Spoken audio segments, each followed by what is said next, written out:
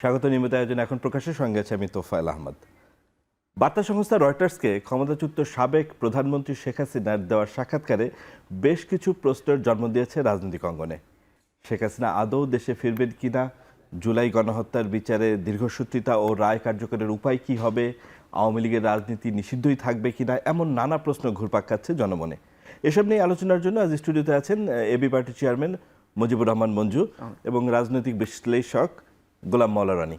আপনাদের উভয়কে স্বাগত আজকের আলোচনায়। ধন্যবাদ। জনাব মঞ্জু, আপনার কাছেই শুরুতে আসি। শেখ হাসিনা চলতি বছর ডিসেম্বরে দেশে ফেরার অভিপ্রায় ব্যক্ত করেছেন। সেই সাথে নেতাকর্মীদের নিয়ে আত্মসমর্পণ করে বিচারের মুখোমুখি হওয়ার কথা বলেছেন। বার্তা সংস্থা রয়টার্সকে তিনি টেলিফোনে একটি সাক্ষাৎকার দিয়েছেন, সেখানে এই তথ্যগুলো এসছে।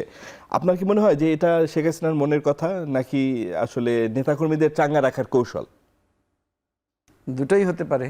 একটা তো আমরা বারবার দেখছি উনি এ পর্যন্ত নানাভাবে আসার কথা বলেছিলেন। একবার টুক করে ঢুকে যাবেন, আরেকবার ওই যে শুভেন্দু অধিকারী বলেছিলেন যে শেখ হাসিনাকে শীঘ্রই এয়ারপোর্টে মানে রাজকীয় ভেসে বিজয়ের ভেসে নেওয়া হবে।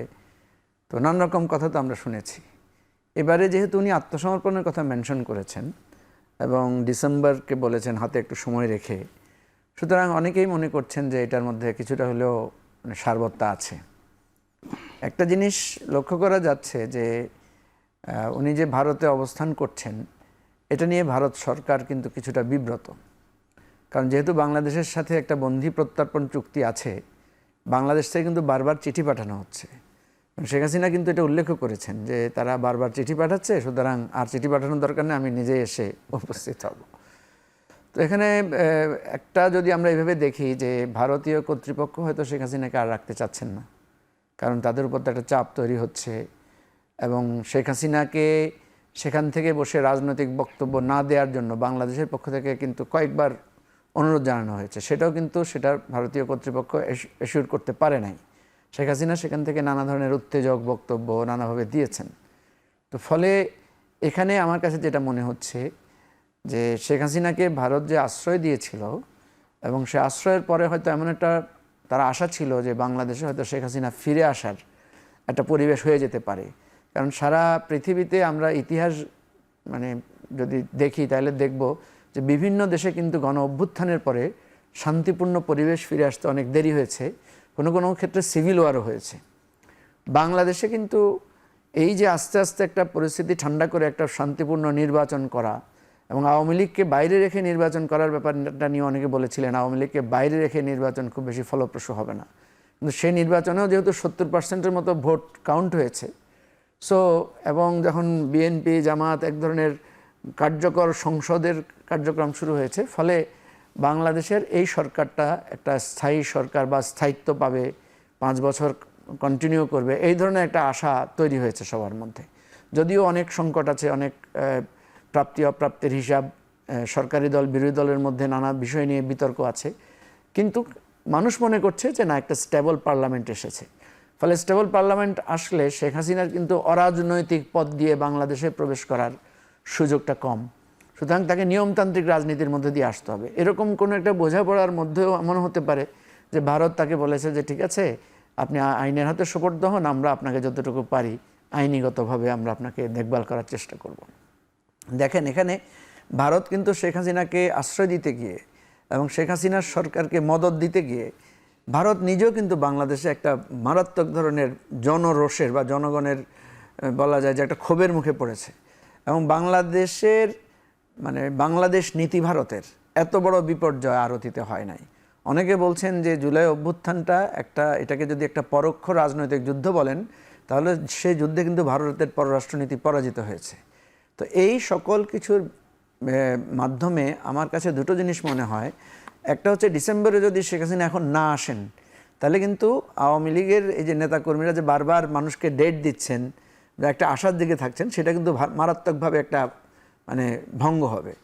দ্বিতীয় হচ্ছে শেখ হাসিনা যদি ফিরে আসলে আমাদের যেই এতদিনের যে চেষ্টা যে একটা আইনগত বিচার প্রক্রিয়ার মধ্যে যাওয়া, সে জায়গায় কিন্তু আমরা একটা ভালো পজিশনে থাকবো। অর্থাৎ আমরা যেটা চাচ্ছি সংঘাত নয়, আইনের মাধ্যমে বিচারের মাধ্যমে একটা সমাধান হোক, তাহলে সেটার জায়গায় কিছুটা একটা প্রোগ্রেস হবে। ওভারঅল কিন্তু বিএনপির রাষ্ট্রীয় যারা ক্ষমতা আছেন তারা কিন্তু খুব লাভবান হবে কয়েকটা কারণে। আপনি জানেন যে বিএনপি কিন্তু একটা আন্তর্জাতিক রাজনীতির নানা ধরনের প্রভাবক জায়গাগুলোকে হ্যান্ডেল করছে। যেমন আমেরিকার সাথে একটা বাণিজ্য চুক্তি নিয়ে এক ধরনের হ্যান্ডেল করছে, চায়নার সাথে তার রোড অ্যান্ড বেল্ট ইনিশিয়েটিভ নিয়ে এক ধরনের মানে গভীর আলোচনার মধ্যে তিস্তা প্রকল্প নিয়ে এক ধরনের ডায়ালগ শুরু করেছে। অ্যাজ ওয়েল অ্যাজ ভারতের সাথেও কিন্তু মানে বিএনপি সরকার একটা বোঝাপড়ার ব্যাপার আছে। সেই জায়গায় যদি শেখ হাসিনা এসে আইনের হাতে সোপর্দ হন এবং আইনগতভাবে এই জায়গাটা আগায়, তাইলে কিন্তু বিএনপি বলা যায় যে একটা স্টেবল অবস্থায় থাকবে। আর সবচেয়ে বেশি সুবিধা বিএনপি যেটা পাবে, যে শেখ হাসিনার আশা নিয়ে আওয়ামী লীগের লোকদের মধ্যে এক ধরনের আলোচনা হবে, উৎফুল্লতা হবে, এবং দেশের ভিতরে যারা আপনার ঘাপটি মেরে বা সমঝোতা করে বসে আছে তারা কিন্তু একটু উৎসাহ পাওয়ার চেষ্টা করবে। আর এই উৎসাহটা হলে দেখবেন অ্যান্টি আওয়ামী লীগ পুরো সার্কেলটা এক হয়ে যাবে। অর্থাৎ যেটা বিএনপি জামাতের মধ্যে যে দ্বন্দ্বটা হওয়ার কথা আগামী সামনের মাসগুলোতে, বা এনসিপি বিএনপি জামাত বা আমরা যারা রাজনৈতিক দল আছি তাদের মধ্যে, এখানে দেখা যাবে যে অ্যান্টি আওয়ামী লীগ একটা অ্যালায়েন্স গড়ে উঠবে, যেটার বেনিফিটটা বিএনপি পাবে। আমার কাছে মনে হচ্ছে টোটাল সিচুয়েশনটা উপভোগ্য হবে। আমি এই জন্য ডিসেম্বর যাতে তাড়াতাড়ি আসার অপেক্ষা আছি। ধন্যবাদ জনাব মঞ্জুর রহমান মঞ্জু। জনাব গোলাম মাওলা রনি, মঞ্জু ভাই যেটা বলছিলেন যে এনটি আওয়ামী লীগ পলিটিক্যাল ফোর্স এক হয়ে যাবে, এটা একটা সুবিধা। বিপরীতে অসুবিধাও কি কিছু তৈরি হবে না, যে শেখ হাসিনা যখন দেশে আসবে বা এটা নিয়ে আলোচনা হবে, আওয়ামী লীগ রাজনীতিতে ফেরার প্রক্রিয়াটি আরও বেশি নর্মালাইজ বা একটা দাবি ভিতর থেকে উঠতে পারে যে আওয়ামী লীগকে, যেটা শেখ হাসিনা নিজেও বলেছেন যে আমাকে আপনি নির্বাচন থেকে দূরে রাখেন কিন্তু আওয়ামী লীগকে সুযোগ দেন, সেদিক থেকেও তো একটা চাপ আসবে। আপনি কি মনে করেন? আমি আসলে পজিটিভ চিন্তা করতে চাই মঞ্জু ভাইয়ের মতো। এবং এখানে ধরুন শেখ হাসিনার বয়স এখন ৮০ বছর, তার যে কোনো কারণেই একটা অনুশোচনা হতে পারে যে সারাটা জীবন এই কাজগুলো করলাম, এই বাংলাদেশ তো আমাকে অনেক কিছু দিয়েছে। তো কাজেই উনি এই সময়টাতে কয়েকগুলো কথা বলেছেন।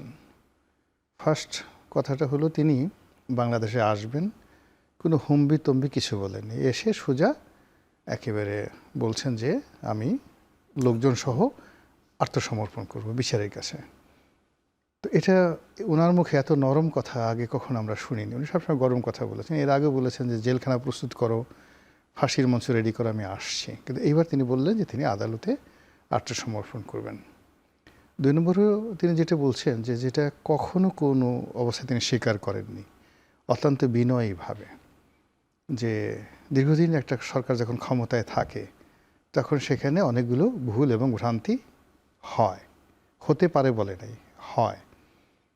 এটাও মানে ওনার জন্য, মানে উনি যে ধরনের ক্যারেক্টারিস্টিক্স আমরা অতীতে দেখেছি, মানে আয়রন লেডি বললে ভুল হবে, আমি তাকে মাঝে মধ্যে বলতাম যে Hirak lady, the diamond lady. পৃথিবীতে সবচেয়ে শক্ত পদার্থের নাম হলো হীরক, তাহলে সে হলো হীরক কন্যা।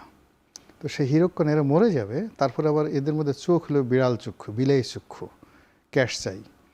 তো পুরুষদের ক্যাশ চাই হলে এক ধরনের ওরা বিনয় হয়, কিন্তু নারীদের ক্ষেত্রে উল্টা।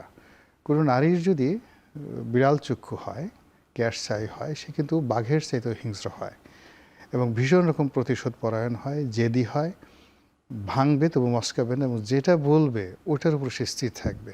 তো এখন ওই শেখ হাসিনা আপনি দেখবেন যে শি ইজ ক্যাশ চাই, তার চোখ কিন্তু ওইরকম ক্যাশ চাই। তো ওই চরিত্র অনুযায়ী সে একেবারে মৃত্যুর পূর্বক্ষণ পর্যন্ত বলবে আমি ঠিক ছিলাম, আমি উন্নয়ন করেছি, আমি একটাও ভুল করিনি। জামাত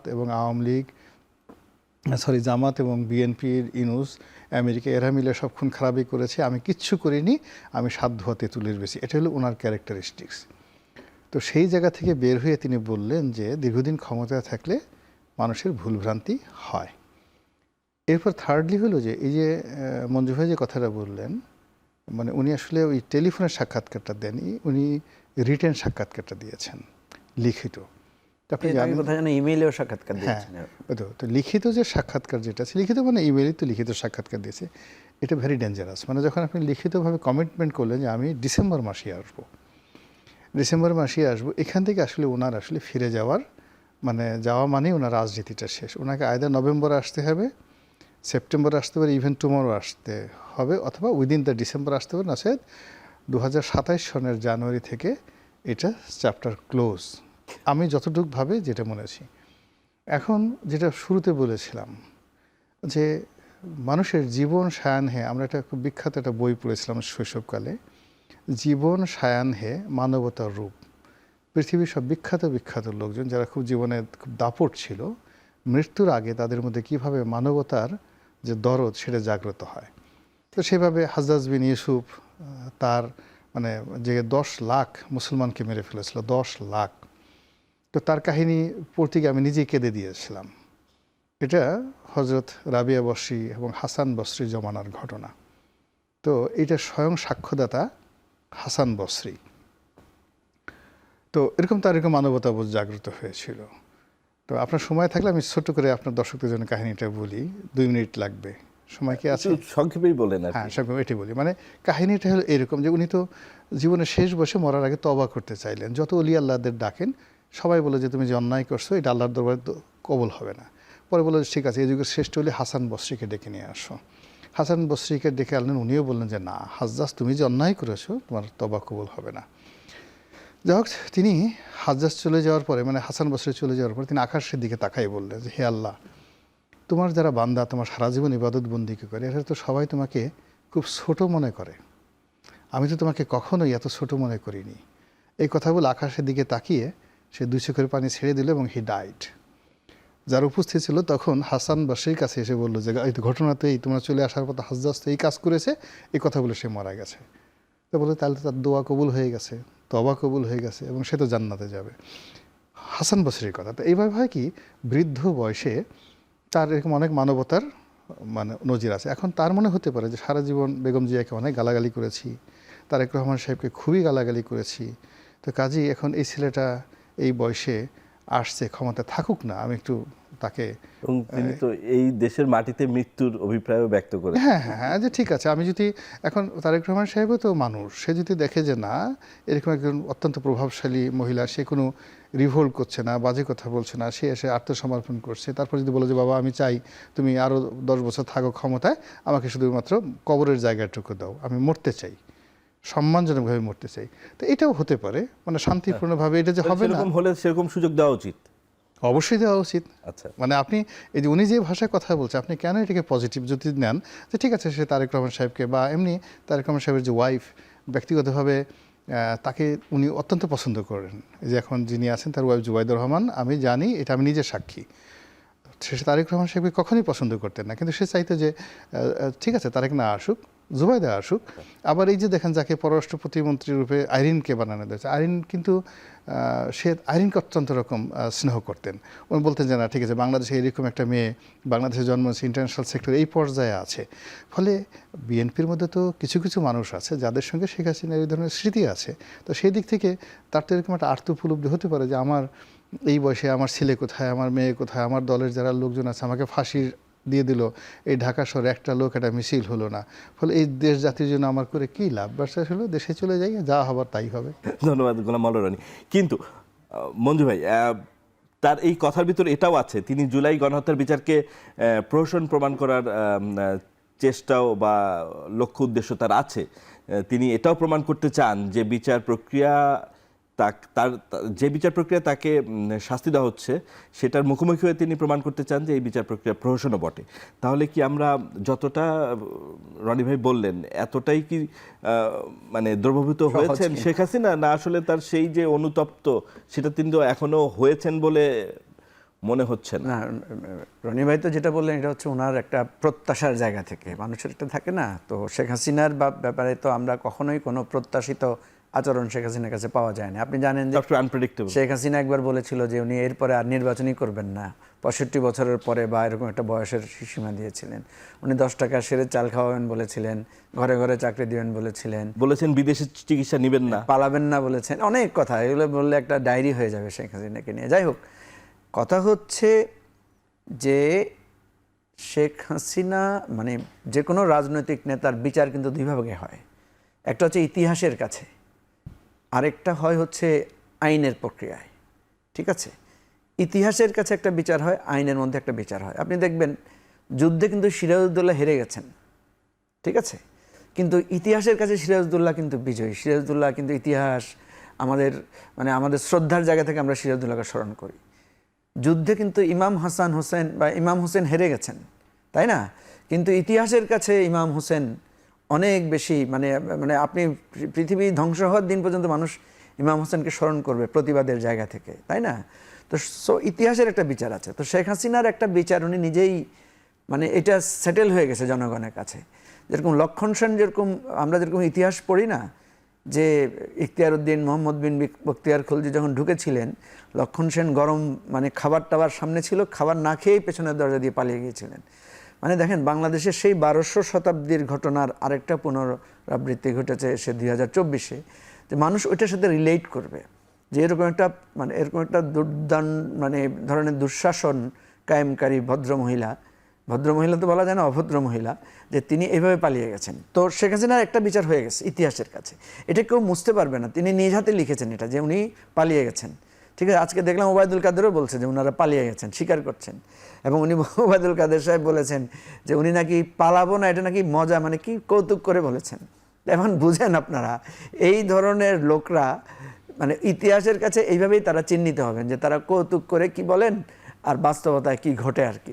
এনিওয়ে, আমি যেটা বলছি যে শেখ হাসিনার ঐতিহাসিক বিচার সম্পন্ন হয়েছে।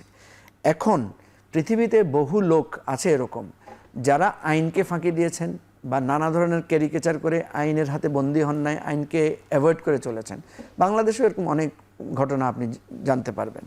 তো সুতরাং আপনি এরশাদের কথাই ধরেন, এরশাদ কিন্তু আইনের হাতে বিচার হয়েছেন, কিন্তু সাধারণ একটা মৃত্যু হয়েছে তার। কিন্তু এরশাদ ঐতিহাসিকের কাছে মানে মানে স্বৈরাচারী এরশাদ হিসেবে তার একটা নাম লিখিত হয়ে গেছে ইতিহাসে। ঠিক আছে, এখন শেখ হাসিনার বিচার যেটা জনরায়ের সেটা হয়েছে। এখন তার বয়স 80 বছর। ঠিক আছে, কোনো ধরনের ষড়যন্ত্র বা অরাজনৈতিক পথ ছাড়া শেখ হাসিনা বাংলাদেশে ঢুকার বা বাংলাদেশের রাজনৈতিক জায়গায় আসার তার কোনো সুযোগ নেই। কারণ ইতিমধ্যে অলরেডি তার ফাঁসির রায়ও হয়ে গেছে, এবং সেইটার জন্য তিনি কোনো ধরনের এসে হাজিরা দিয়ে সারেন্ডার করে যেটার কোনো আইনি সহযোগিতা নেবেন সেটা উনি নেন নাই। এখন প্রশ্ন হচ্ছে, আমি আপনাকে যদি কম্পেয়ার করি, দেখেন শেখ হাসিনা যেদিন পালিয়ে যাচ্ছেন সেদিন তার এই লাখ লাখ কর্মীরা তো ছিল, নেতাকর্মীরা ছিল, পুলিশ ছিল, আর্মি ছিল, বিজেপি ছিল, তার অনুগত বিরাট এক্সিস্টেন্স ছিল। একটা লোকও তো কেউ তাকে রক্ষা করার জন্য এগিয়ে আসে নাই। ঠিক আছে, আপনি যদি দেখেন অনেক ছবি দেখবেন যে পুলিশ সরে গেছে। ইভেন গণভবনে তো একটা সিকিউরিটি আছে, গণভবনে বিরাট মানে আপনার পিজিআর, তারপরে এসএসএফ আছে না? তো কেউ গুলি চালিয়েছে, কেউ কি কোনো এসে প্রতিরোধ করেছে? কেউ তো করে নাই। শেখ মুজিবুর রহমানকে কিন্তু অ্যাটাক করার দিন কিন্তু ওই যে সাফাত জামিল একজন হলেও কিন্তু কি করেছিল, প্রতিবাদ করেছিল, একজন হলেও কিন্তু প্রতিরোধ করে দাঁড়িয়েছিল। পুলিশও দাঁড়াইছিল, পুলিশও মারা গেছে। কিন্তু এখানে কিছুই হয় নাই, এখানে সবাই সরে গেছে, জনগণ সেখানে গিয়ে রেড করেছে। তো প্রশ্ন হচ্ছে, যারা শেখ হাসিনার এত ক্ষমতায় থাকতে আসেন নাই, শেখ হাসিনা এখন কীভাবে ভাবতে পারেন যে উনি এয়ারপোর্টে আসবেন আর হাজার হাজার কর্মী ওনাকে গিয়ে সম্বর্ধনা দিবে? এগুলো অবাস্তব চিন্তা, যে অবাস্তব চিন্তার ফল কিন্তু শেখ হাসিনা ভোগ করেছেন। আমরা কিন্তু বারবার এই কথাগুলো বলেছি, তখন অনেক হাসি তামাশা করেছে। আমরা কিন্তু বক্তৃতায় আপনি খুঁজলে দেখবেন আমরা বলেছি যে আপনি নির্বাচন দেন, আপনি সঠিকভাবে ক্ষমতাটা হস্তান্তর করেন, কিন্তু যদি না করেন আপনি পালানোর পথ পাবেন না, আপনাকে পালাতে হবে। এবং এটার কারণে উনি কাউন্টার করে বলেছেন যে আমাদের কথাকে বলেছেন খেলা হবে, পালাবো না, এই সমস্ত কথাগুলো বলেছেন। তো এখন বাস্তবতা যেটা দাঁড়াচ্ছে, দেখেন 75 সালে কিন্তু অন্য কোনো দল ছিল না, বিএনপিরও জন্ম হয় নাই, জামাত তো তখন নিষিদ্ধ ছিল, এবং জামাত খুবই একটা দুর্বল সংগঠন ছিল তখন। আর কোনো রাজনৈতিক দল তো ছিল না, ছিল শুধু জাসদ, তাও সেটা আওয়ামী লীগ থেকে ভ্রষ্ট অংশ। সেখানেই আওয়ামী লীগ দাঁড়াতে পারে নাই, সেখানে আওয়ামী লীগ ফিরতে পারে নাই। আওয়ামী লীগকে ফিরতে হয়েছে কিভাবে? জিয়াউর রহমানের একটা মানে মানে আনুকূল্য নিয়ে তাকে ফিরতে হয়েছে। সুতরাং এখন যারা মনে করেন যে শেখ হাসিনা ফিরে, এখন শেখ হাসিনার বিরুদ্ধে কারা? বিএনপি, জামাত। বিএনপি কি? বিএনপি আগের চাইতে অনেক শক্তিশালী বিএনপি। কোন জামাত? আগের চাইতে অনেক অনেক বেশি, বহুগুণ শক্তিশালী জামাত। আর কি? নতুন প্রজন্ম। এই নতুন প্রজন্মকে প্রতিরোধ করা, এই নতুন প্রজন্মের একাত্মতা। আপনাকে আমি বলি যে আপনি যদি দেখেন গত 6 মাসে আওয়ামী লীগের কি কোনো রিক্রুটমেন্ট আছে, বা গত 2 বছরে কি আছে? নতুন কোনো লোক তো আওয়ামী লীগে জয়েন করে নাই, বরং আওয়ামী লীগের লোকেরা নানাভাবে তাদেরকে ডিটাচ করেছে। সুতরাং আমি এই কথাগুলো কেন বলছি, যে শেখ হাসিনা এক ধরনের প্রবোধ দিচ্ছেন তার নেতাকর্মীদেরকে, এবং আমি এটা দেখছি, আমি এটা বাস্তবে যেটা দেখছি সেটা হচ্ছে এই যে শেখ হাসিনার আশা নিয়ে দেখবেন এই তাদের কিছু অনলাইন অ্যাক্টিভিস্ট, তারা কিন্তু নানা ধরনের হুমকি দমকি, উনি যেটা বলছেন হম্বি তম্বি করছে, এই হম্বিতম্বির পরিণামটা হবে কি জানেন? আপনার জুলাইয়ে কিন্তু সবার ফোকাস ছিল অন্যদিকে, কারণ আমরা তো সবাই জেলে ছিলাম, নেতারা, বিএনপির বহু নেতারা জেলে ছিল। সুতরাং আওয়ামী লীগের শুধু কিছু কিছু জায়গায় ক্ষতিগ্রস্ত হয়েছে। এখন যেটা হবে, আওয়ামী লীগের যে সমস্ত নিরীহ লোকগুলো বিভিন্নভাবে আছে, এই জায়গাগুলো কিন্তু রাজনৈতিক ক্ষতিটা আরও ভয়ঙ্কর আকার ধারণ করবে, এবং এটা কিন্তু একটা মারাত্মক মানে রাজনৈতিক বিশৃঙ্খলা তৈরি করবে। আমি কিন্তু এই রাজনৈতিক বিশৃঙ্খলায় লাভটা বেশি দেখি বিএনপির আচ্ছা, ব্রডার জায়গায়। আপনার এর আগেও সেটাই বলছিলেন, তো ঠিক আছে, আমরা এটা নিয়ে আরও আলোচনা করব বিরতির পরে। বিরতির পরে আমি রনি ভাইয়ের কাছে আবার আসবো। আপাতত বিরতিতে যাচ্ছি। দর্শক আমাদের সাথে থাকুন, ফিরে আসছি একটু পরে।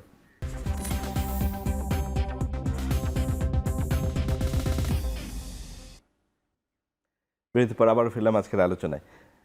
জনাব গোলাম মোল্লা রনি, আজকে একটি অনুষ্ঠানে সাবেক চিফ প্রসিকিউটর আন্তর্জাতিক অপরাধ ট্রাইব্যুনালের তিনি বলেছেন যে আজকে এই যে ঘোষণা দেওয়া যে দুঃসাহস দেখিয়েছেন শেখ হাসিনা দেশে ফেরার, এটা হওয়ার কথা ছিল না, এটা রাষ্ট্রের ব্যর্থতা। আপনি কি কোথাও রাষ্ট্রের ব্যর্থতা দেখেন? এই যে শেখ হাসিনা ফিরতে চেয়েছেন দেশে এবং বিচারকে প্রহসনে পরিণত যে উনি প্রমাণ করতে চেয়েছেন, এইখানে রাষ্ট্রের ব্যর্থতা দেখেন কোথাও আপনি? না, এখানে আমি আসলে তাজুল উনি কি বলেছেন আমি তো জানি না। আমাকে এই দুঃসাহস দেখানোর কথাই না, দেশে ফিরতে চায় শেখ হাসিনা, মাত্র আন্দোলন হলো, মাত্র 3 বছর হলো। এখন মূল ব্যাপার হলো যে তাজুল সাহসের কি দেখেছেন। ফার্স্ট থিং হলো যে আমরা তো তাজুল সাহেবকে চিনি এবি পার্টির মাধ্যমে, তারপরে ওনাকে চিনি অলনে ছাড়েন, তিনি চিফ প্রসিকিউটর হয়ে গেলেন, এটা রাষ্ট্রীয় পদপদবিতে গেলেন। কিন্তু রাজনীতিতে পুলিশ পিছন দিয়া পশ্চাৎ দেশে পিটে দিতেছে আর তাজুল দাঁড়াই আছে, এরকম একটা সিঙ্গেল দৃষ্টি দেখান। মানে আমাদের জুলাই আগস্টের পরে অনেকগুলো দৃশ্য তৈরি হয়েছে, অনেকে বিশাল বড় তাদের কণ্ঠ হয়ে গেছে, অনেক বড় জিহ্বা হয়ে গেছে, অনেক বড় হাত হয়ে গেছে। দেয়ার আর ম্যানি ম্যানি থিং, যেটা আমাদের আসলে পুরো জাতির সত্তাকে, রাজনীতিকে কলুষিত করছে। এখানে একটা রাজনীতিবিদ, সেটা আপনি তারেক রহমান বলেন, বেগম জিয়া বলেন বা শেখ হাসিনা বলেন, তিনি এই দেশে আসবেন না কেন? বিচারের জন্য বলেন আর যে জন্য বলেন, যে কারণেই গেছেন এই দেশে আসবেন, আমরা আনবো অথবা তিনি আসবেন। তো এর মধ্যে সাহস, দুঃসাহস এবং রাষ্ট্রের ব্যর্থতা জিনিসটা কি? যদিও তাজুল সাহেবের সঙ্গে আমার খুব ভালো সম্পর্ক, বাট আমার খুব কষ্ট হচ্ছে বা ওনার এই ধরনের বক্তব্য দেওয়াটা আসলে ঠিক হয়নি। তার নিজেরই এখন 6 ধারের 9 ধার নেই।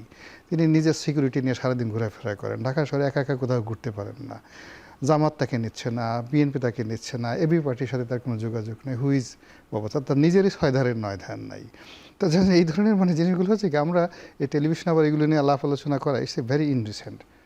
একটা জিনিস চিন্তা করেন, ধরেন শেখ হাসিনা যে সমস্ত বইগুলো পড়েছেন আমি দেখেছি, তাজুলকে যদি আমি জিজ্ঞাসা করি, তাজুল সেই বইগুলো পড়েনি। সে হোয়াইট মুঘল, উইলিয়াম ড্যাম রিম্পেলের হোয়াইট মুঘল পড়েনি, হোয়াইট মুঘল পড়েনি। শেখ হাসিনা একাধিকবার পড়েছে।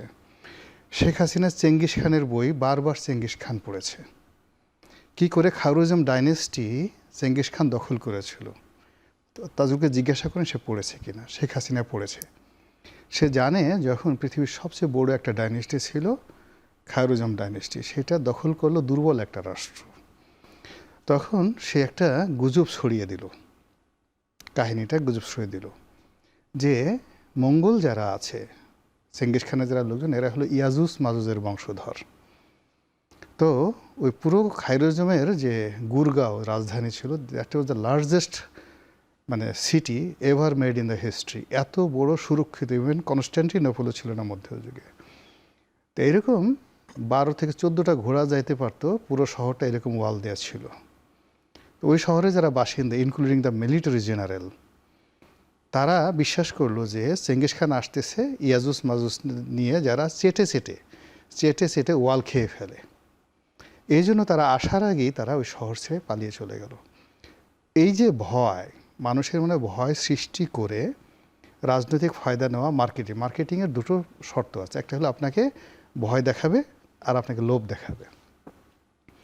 তো শেখ হাসিনা এখন যে কাজটা করছে, সে খুব সায়েন্টিফিক্যালি আমাদের সবাইকে ভয় দেখাচ্ছে। ফার্স্ট থিং হলো যে এই ভয়কে জয় করার জন্য we must know the science. এখানে আবেগের কোনো জায়গা নেই। আমরা যদি আবেগে করি, হঠাৎ করে একটা এরকম ঘটনা ঘটলে দেখবেন যে কাপড় চোপড় নষ্ট হয়ে গেছে। আপনি দেখবেন যে আমাদের সাপে কামড় দেয়, 90% যারা আমরা লোক আছে হার্ট ফেল করে মারা যায়, এরকম সাপে কামড়ও দেয় না, আর যারা সাপে কামড় দেয় তাদের বিষ থাকে না। তো এখন এই যে শেখ হাসিনা আসবে, আদৌ আসবেন কি না আসবেন না, কিন্তু আমরা যে কথাগুলো বলছি এই কথাগুলো অবৈজ্ঞানিক কথাবার্তা। এই অবৈজ্ঞানিক কথাবার্তার কারণে কি হচ্ছে, ইনকেজ এনি প্রবলেম, যখন আওয়ামী লীগের লোকগুলো পালাবো না বিভিন্ন কথাবার্তা, তাদের সমস্ত কথাবার্তাগুলো অবৈজ্ঞানিক ছিল।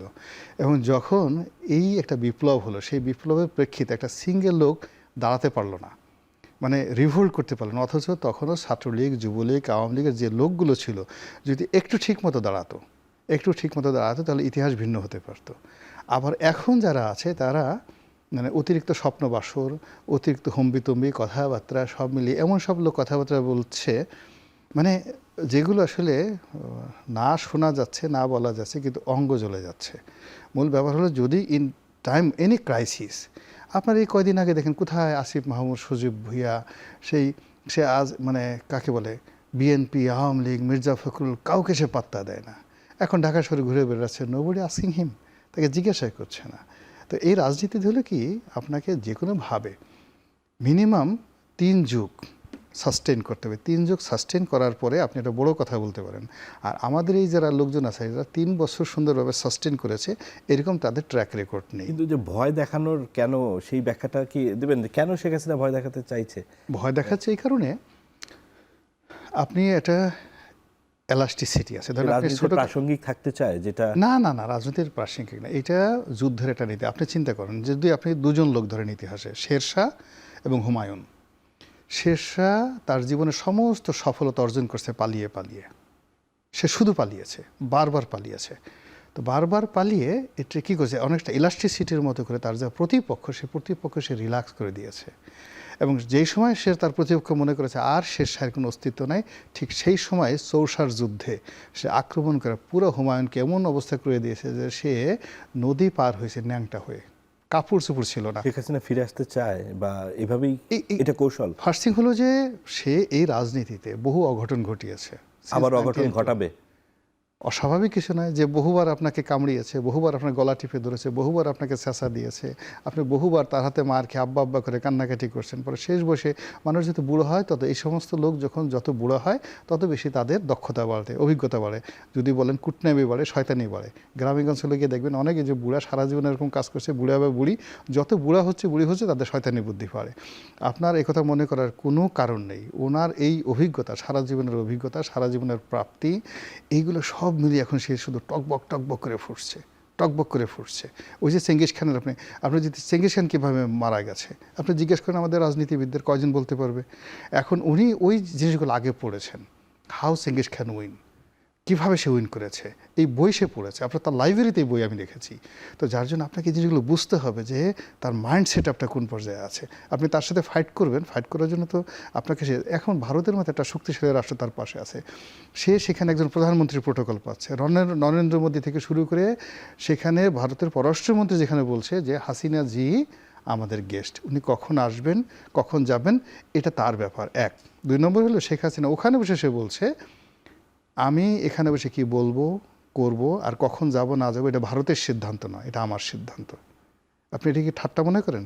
এই কথাগুলো তো ওপেনলি সেই কথাগুলো ভারতে বসে বলেছে যে আমি কিভাবে দল চালাবো, কিভাবে কথা বলবো, কখন বাংলাদেশে যাবো, এটা আমার সিদ্ধান্ত, এটা ভারতের সিদ্ধান্ত নয়। তাহলে এখান থেকে তো আমাদের উদ্বেগের বিষয় আছে নিশ্চয়ই। অবশ্যই উদ্বেগের বিষয় আছে, অবশ্যই we must have a preparation. যদি আমাদের একটা এই যে এখন যে ন্যাশনাল, আমাদের মূল ব্যাপার হলো যে আমাদের যে সেফটি, সিকিউরিটি, ন্যাশনাল ইউনিটি, যারা এই বিপ্লব করেছেন, বিপ্লবের যারা পক্ষের শক্তি, তাদের মধ্যে যে বিভেদ বিসংবাদ আছে, উনি শেখ হাসিনা আসবেন যেই দিন, ওই দিন হঠাৎ করে গলাগলি ধরে যদি আমরা বলি ওরে আমার মামা রে, ওরে আমার খালু রে, 6 মাস আমরা ঝগড়াঝাটি করছি, আজকে শেখ হাসিনার ভয়ে আসেন কোলাকুলি করি, কাপড় চোপড় খুলে কোলাকুলি করবো, পাঞ্জাবি পরবো না, খালি গেঞ্জি পরে কোলাকুলি করবো, কোনো লাভ হবে না। কোলাকুলি এখন থেকে করতে হবে, ফ্রম টুডে। যে উনি যে জিনিসটা বলেছে, ধরে না সে আসলো না, কিন্তু যদি এসে গেল তার সঙ্গে ভারতের মধ্যে এখন কর্নেল ওলি সাহেব বলছেন সে যদি রংপুর দখল করে আমরা কলকাতা দখল করব। আমি বলছি বাবারে কলকাতা দখল করার দরকার নেই, রংপুরটা রক্ষা করেন না, এতেই যথেষ্ট হয়ে যায়। তো এই যে বাংলাদেশের যে বড় বড় কথা, পৃথিবীর 5th লার্জেস্ট আর্মি, ভারতের 5th লার্জেস্ট আর্মি, তারা এখন সব দিক থেকে তাদের সাথে আমরা যুদ্ধ করে কলকাতা দখল করব। ধন্যবাদ জনাব গোলাম মাওলা রানী। জনাব মঞ্জু, আপনি শুরুতে বলছিলেন একটা কথা যে এই কেউ কেউ তো আপোষের রাজনীতিও করছে। আমরা অতীতেও দেখেছি যে যখন প্রয়োজন এবং সুযোগ হয় তখন কাছে টানায় এবং সময়ে তাকে দূরে ঠেলে দেওয়া হয়, যেমন জামায়াতে ইসলামীকে একসময় বিএনপি কাছে টেনেছে, আবার প্রয়োজনে আওয়ামী লীগও কাছে টেনেছে। এখন শেখ হাসিনার এই যে দেশে ফিরে আসার ঘোষণা এবং আওয়ামী লীগের রাজনীতি করতে পারবে কিনা সেই সব আলোচনা, দেখা যাবে যে কেউ কেউ আবার এই আওয়ামী লীগকে কাছে টানার কৌশল নিচ্ছে কিনা, সেটাও তো রাজনীতি হতে পারে। আপনি যেটা ইউনিটির কথা বলছিলেন তার বিপরীত চিত্র তো হতে পারে, কেননা নির্বাচনের আগে এ ধরনের অভিযোগ আমরা বিভিন্ন রাজনৈতিক দলের কাছ থেকে শুনেছি, আওয়ামী লীগকে কাছে টানার নিষিদ্ধ, যদিও কার্যক্রম নিষিদ্ধ তারপরও। বললাম তো, গরিবের সুন্দরী বউকে তো সবাই একটু মানে কাছে রাখতে চায়।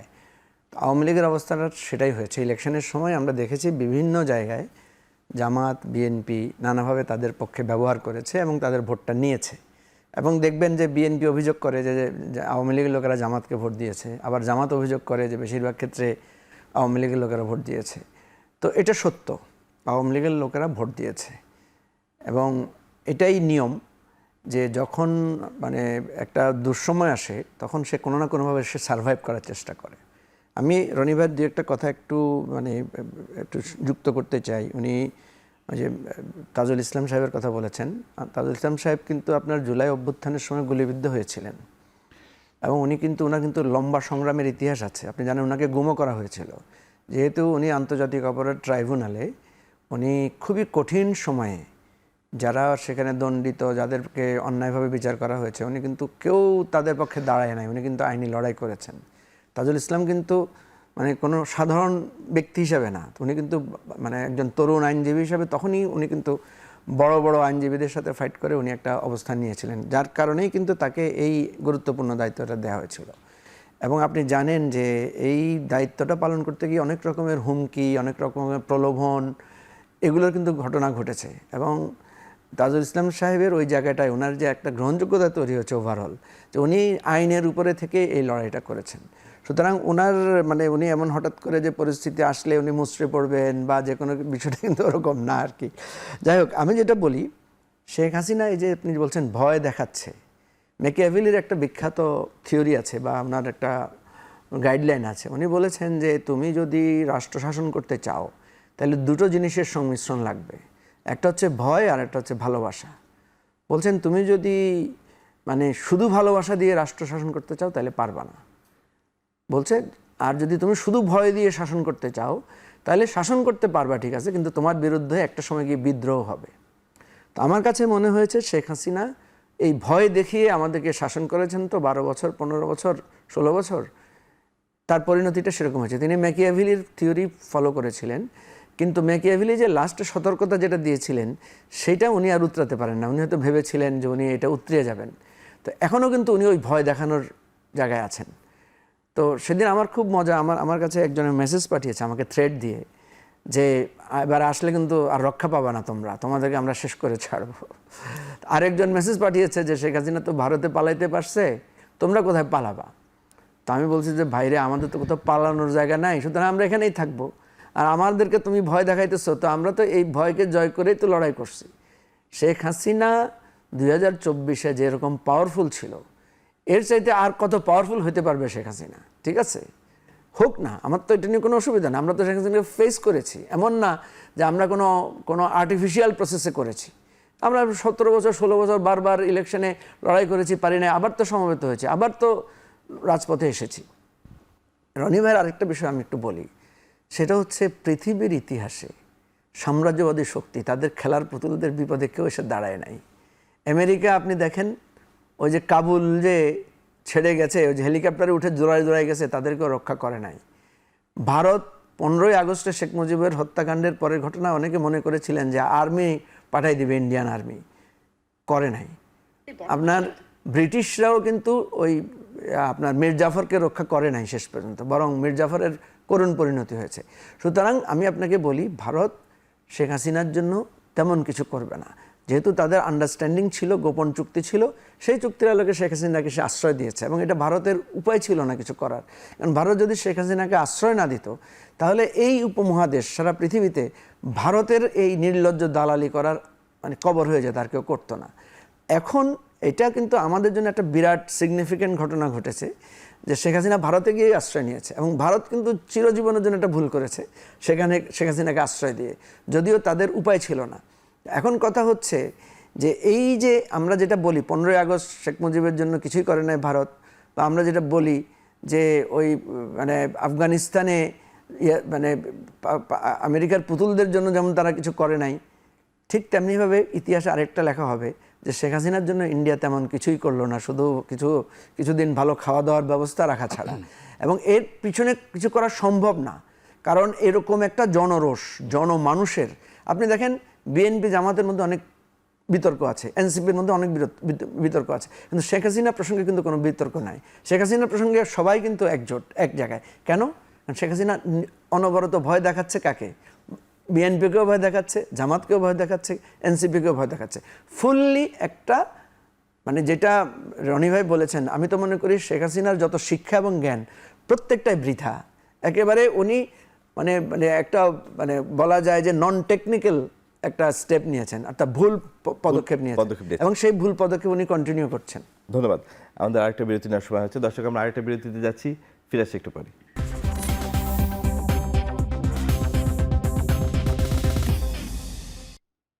বিরতির পর আবারও ফিরে এলাম আজকের আলোচনায়।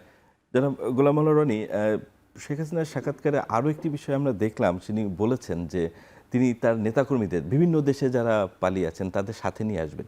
তিনি যখন পালিয়ে গেলেন তখন তিনি তার বোনকে নিয়ে পালিয়েছেন। এত যে নেতাকর্মীরা তারা সব সউদ্যোগে যে যেভাবে পেরেছে না না ঘটনাটা পালিয়ে গেছে, কিন্তু তিনি যখন ফিরবেন তিনি তখন এইসব নেতাকর্মীদের সাথে নিয়ে ফিরবেন, এই আশা মানে অমূলক না? তার না না না অমূলক না, অমূলক না। আপনার কি মনে হয় যে এই যে এটা সম্ভব, এটা সম্ভব, এটা সম্ভব। এত সয় সম্পদ তৈরি করা নেতারা তাদের প্রথমত হলো যে আমি বসন রেখে তার সাথে এসে দেশে ফিরবে? আমি যেহেতু আওয়ামী লীগ দীর্ঘদিন যাবত আওয়ামী লীগ করেছি, ওই দলের সেজন্য আপনি এত ভালো উত্তর দিতে পারবেন এটা। হ্যাঁ, ছাত্রলীগ করেছি, আওয়ামী লীগ করেছি, ওই দলের সংসদ সদস্য ছিলাম। তারপরে যারা ধরেন শেখ হাসিনা, খালেদা জিয়া, তারেক রহমান সাহেব, এদের সবাইকে খুব ঘনিষ্ঠভাবে দেখেছি, তুলনামূলকভাবে। মানে নিরপেক্ষভাবে আমি বলতে পারি আসলে প্রত্যেকটা দলেরই মানে নেতাকর্মী যারা আছে তাদের, সাধারণ নেতাকর্মী, তাদের সুপ্রিম লিডারের জন্য আসলে তাদের অনেক ডেডিকেশন থাকে। জামাতের নেতাকর্মীরা তার আমির সাহেবকে কত ভালোবাসে এটা আপনি বুঝাতে পারবেন না। ওই আমির সাহেব তাদেরকে ডেকে জিজ্ঞাসা করছে না, বা তারেক রহমান সাহেব ডেকে জিজ্ঞাসা করছে না, কিন্তু নয়ন ওই গাড়ির সামনে দৌড় দিবেই, তারেক রহমান সাহেব ভালোবাসা দেখাবে। সে যদি ডেকে জাগে যদি গালাগালিও করে তবু নয়ন রাখি বেড়া দৌড়াদৌড়ি করবি। শেখ হাসিনার একই অবস্থা। তো সে বোনকে নিয়ে গেছে, কাউকে জিজ্ঞাসা করে না, কিন্তু তারপরেও ওই মৃত্যুর একদিন আগ পর্যন্ত শেখ হাসিনার সব ঠিক এই রোগটা থাকার কারণে তারা আওয়ামী লীগ করে। আর এই রোগটা আপনার আমার না থাকার কারণে আমরা যেখানে সে টকশোতে এসে সাহেব হয়ে গেছি, এই হলো মূল ব্যাপার। তা যার জন্য সবাই আসবে না, কিন্তু অনেকে আসবে, এই গেল একটা বাস্তবতা। মানে আমি মানে অ্যাজ এ পলিটিক্যাল অ্যাক্টিভিস্ট হিসেবে আমি যেটা দেখেছি এটা হবে। 2 নম্বর হলো দেখুন যে বাস্তবতা হলো যে শেখ হাসিনা ওখানে তো একটা গভর্নমেন্ট প্রোটেকশনে আছেন। পশ্চিমবঙ্গে, বিহারে, তারপর শেষে আসামে, ওখানে যে গভর্নমেন্টগুলো বিজেপি সরকার আছে সেখানেও শেখ হাসিনার একটা কর্তৃত্ব আছে টিল নাও। এটা ওপেন সিক্রেট। আচ্ছা, ক্যান্টনমেন্টে যে 600-700 লোক ছিল তারা যে নিরাপদে চলে গেছে, কেউ না কেউ তো পাঠাইছে। আর এই লোকগুলো যেখান থেকে চলে গেছে ভারতে, কেউ না কেউ তো ব্যবস্থা করছে। অনেক বড় বড় নেতা আছে যে নেতাগুলো বাংলাদেশে 6 মাস 7 মাস পালিয়েছিলেন। তারা এই ইনক্লুডিং আমাদের যে ধরেন 2-3 জন লোকের কথা বলি, যেমন নজরুল ইসলাম বাবু আছেন, তারপরে সাবেক পররাষ্ট্রমন্ত্রী আছেন, তারা তো বলছেনই, ওবায়দুল কাদের আছেন, সমর রেজাউল করিম আছেন। আচ্ছা, এরকম অসংখ্য মানুষ সীমান্ত পাড়ি দিয়ে গেছে, ওই পাশে তাদেরকে রিসিভ করছে, তাদেরকে আবার নতুন পাসপোর্ট তৈরি করে থাকার ব্যবস্থা করছে। এই দেশও তো ছিল আপনার ফ্রেন্ড শারমিন, হ্যাঁ শিরিন শারমিন ছিলেন, হ্যাঁ এরা সবাই ছিলেন। এখন এই যে জিনিসগুলো যারা করছে, এর সঙ্গে শেখ হাসিনার তার দলের একটা চেইন কাজ করছে। মানে সবাই যার যার মধ্যে গেছে, নট লাইক দ্যাট। ওখানে তাদের একটা শেল্টার হাউস থেকে শুরু করে পুরো জিনিসগুলো, এটাই আমার ভয়ের কারণ।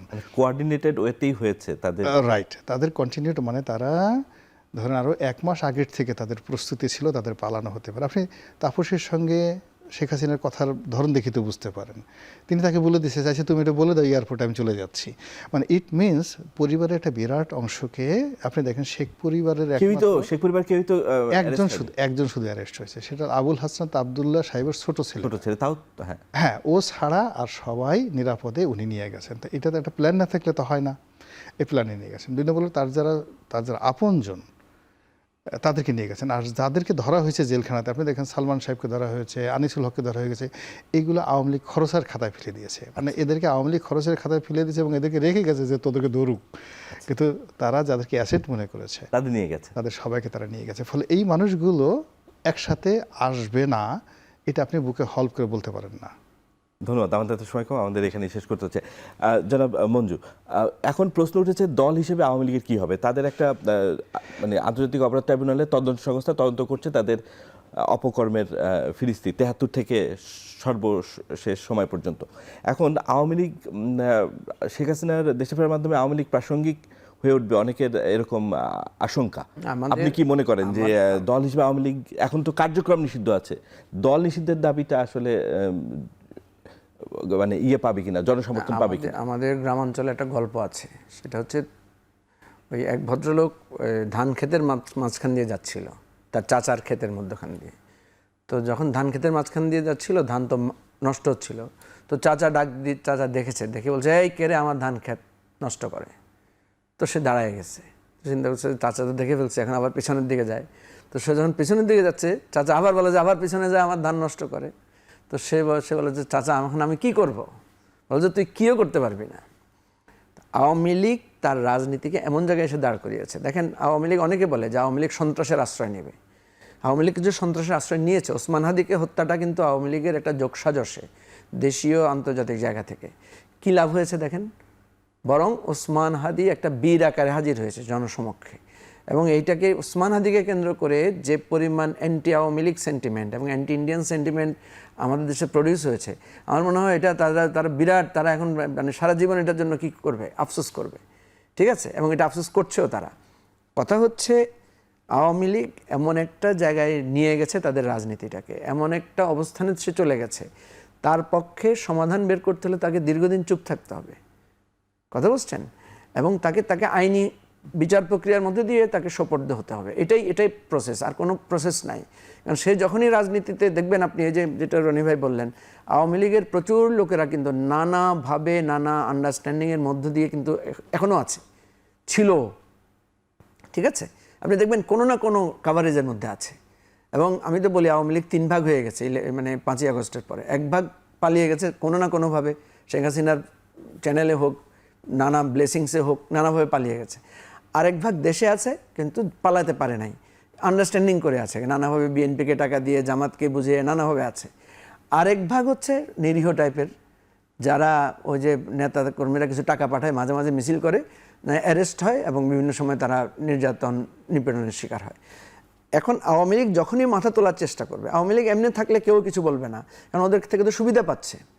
ঠিক আছে, সামনে ইউনিয়ন পরিষদ ইলেকশন আসবে, একইভাবে দেখবেন আওয়ামী লীগের প্রার্থীরা, আওয়ামী লীগের ভোটাররা কেউ বিএনপির পক্ষে, কেউ জামাতের পক্ষে, কেউ স্বতন্ত্র হয়ে তারা থাকবে।